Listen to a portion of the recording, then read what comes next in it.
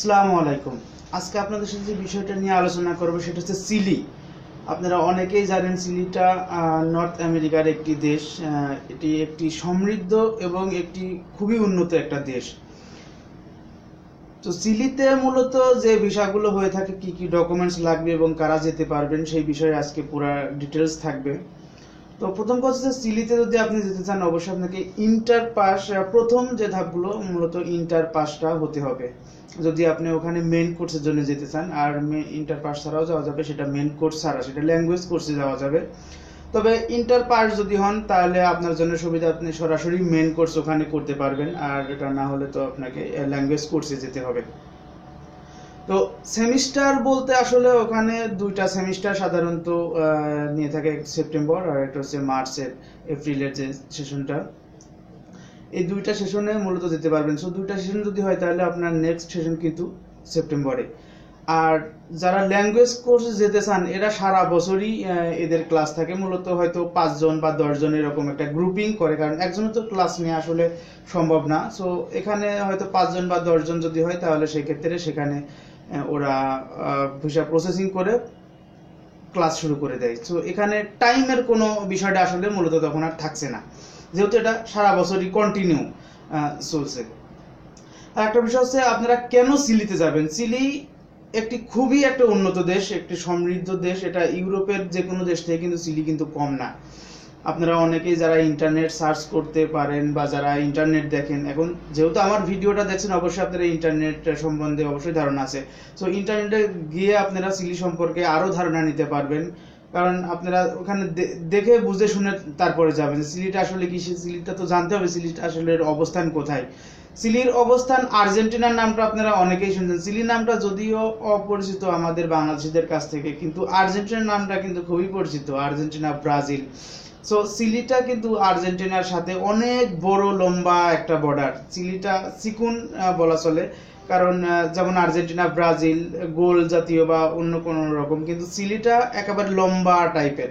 So বিশাল border আর্জেন্টিনার সাথে চিলির। এবং এখানে যে তাপমাত্রা, অনেকে হয়তো মনে করেন যেখানে অনেক গরম কিনা, বা এটা তো নর্থ আমেরিকার দেশ, এটা কেমন হবে। সো এটা আসলে গরম না। চিলিতে স্নো পড়ে, কিন্তু শীতের সময় কিন্তু চিলিতে স্নো পড়ে, এবং এটা তো পাহাড়ি এলাকা, যে সাইডে আছে সেখানে সারা বছরই প্রায় বরফ জমে থাকে। সো এটা এটা সুন্দর একটা দেশ, যেটা ন্যাচারাল বিউটি যেটাকে বলে। আপনারা গুগলে গিয়ে যদি চিলি সম্পর্কে দেন চিলি, তাহলে প্রচুর পরিমাণ ছবি আসবে চিলিটা সম্পর্কে, ওটা আপনারা দেখে নিতে পারবেন। তো চিলি আপনি স্টুডেন্ট ভিসায় যেতে হলে আসলে কি কি ডকুমেন্টস গুলো লাগবে। প্রথম কথা হচ্ছে আপনি যদি ইন্টার পাস হন তাহলে এরপরে দীর্ঘ একটা গ্যাপও যদি আপনার থাকে, যেমন 5 থেকে 7 বছর বা 8 বছর এরকম যদি গ্যাপও থাকে, তারপরেও আপনি অ্যাপ্লাই করতে পারবেন চিলিতে স্টুডেন্ট ভিসার জন্য। তো প্রথম কথা হচ্ছে আপনার আইএলটিএস এর কিন্তু কোনো প্রকার প্রয়োজন নেই। আইএলটিএস ছাড়া স্টাডি গ্যাপ 5 থেকে 7 বছর অ্যালাউ আছে। এবং আর লাগবে কি, মেডিকেল ইন্স্যুরেন্স আর ব্যাংক স্টেটমেন্ট তো অবশ্যই লাগবে, যেহেতু আপনি স্টুডেন্ট ভিসায় যাবেন। স্টুডেন্ট ভিসা যেতে হলে এটা একটা বড় একটা সমস্যা, যে আমাদের হয়তো যারা মধ্যবিত্ত পরিবারের ছেলে, তাদের তো আসলে ব্যাংক স্টেটমেন্টের ক্ষেত্রে গেলে তখন বড় একটা সমস্যা হয়। কারণ চিলির ক্ষেত্রে যে ব্যাংক স্টেটমেন্টের রিকোয়ারমেন্টসের কথা বলা হয়েছে, সেখানে প্রায় 20 লক্ষ টাকার মতো বলা হয়েছে, যে 20 লক্ষ টাকার মতো ব্যাংক স্টেটমেন্ট লাগবে। তবে আমি একটা জিনিস সাজেস্ট করব আপনাদের, আপনারা যে এজেন্সির সাথেই কাজ করেন না কেন, এটা তো অনেক এজেন্সি কাজ করছে, আপনারা যে কোনো এজেন্সির সাথে কাজ করতে পারেন। তবে আপনারা এজেন্সিকে বলেন যে ব্যাংক স্টেটমেন্টটা যেন তারা সাপোর্ট দেয়, ব্যাংকের যে স্টেটমেন্ট লাগবে ব্যাংক সাপোর্টটা তারা দিবে।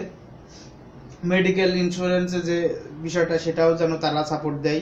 সো এই জিনিসগুলো আসলে প্রথমত সমস্যা, কারণ ভিসা না হলে কিন্তু মেডিকেল খরচটা কিন্তু অনেকের লস হয়ে যায়।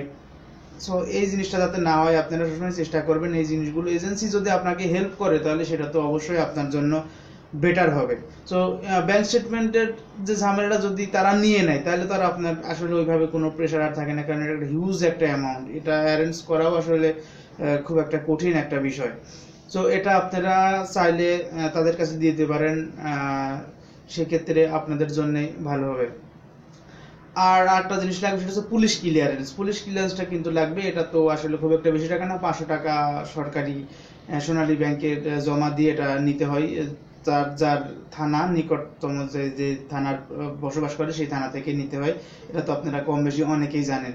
তো এই জিনিসগুলোই প্রধানত লাগে। আর একটা বিষয় হচ্ছে আপনাদের কিন্তু ইন্ডিয়া যেতে হবে না, ওখান থেকে মূলত ভিসা লেটার সহ ওখান থেকে অফার লেটার আপনি যখন অ্যাপ্লাই করবেন স্টুডেন্ট ভিসার জন্য, অ্যাপ্লাই করার সময় কিছু একটা ফি দিতে হয়, কারণ অ্যাপ্লাই ফি তো অবশ্যই আছে। তো অ্যাপ্লাই আপনি করলেন, করার পরে ওখান থেকে অফার লেটার আসবে।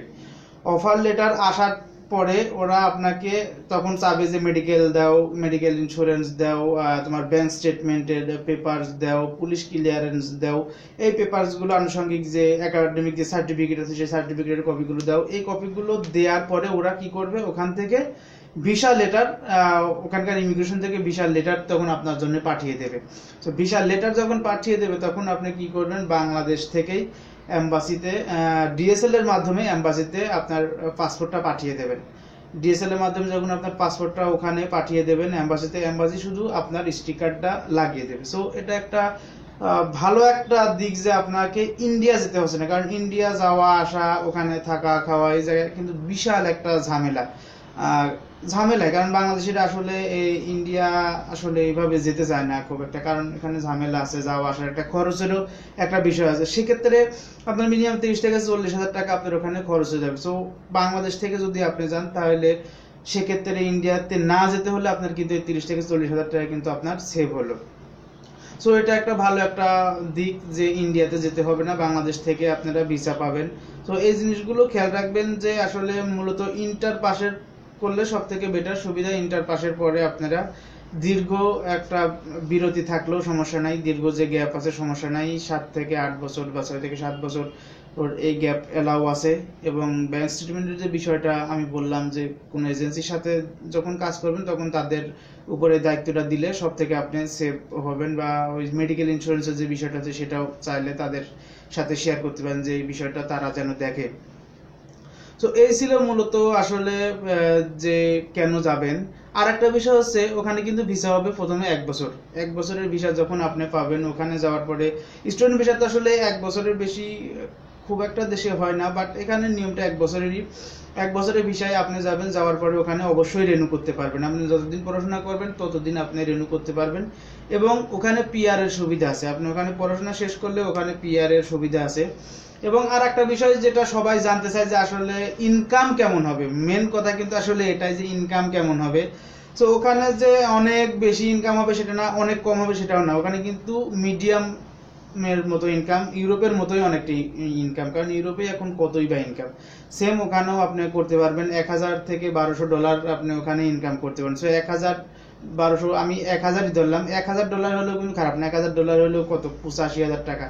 তো আপনার থাকা খাওয়ার পরে যদি হয়তো 20,000 বা 15,000 যদি চলেও যায় তারপরেও কিন্তু আপনার ভালো একটা অ্যামাউন্ট আপনার সেভ থাকবে। সো এটা খুব একটা কঠিন হবে না, এবং ইনকামের দিকটাও কিন্তু খুব একটা কম না, কারণ চিলি আসলে উন্নত একটা দেশ। এটা বাংলাদেশের মতো উন্নয়নশীল বা এরকম কিছু না, কিন্তু এটা মালয়েশিয়া বলেন বা থাইল্যান্ড বলেন এই জাতীয় দেশ থেকেও কিন্তু অনেক উন্নত দেশ।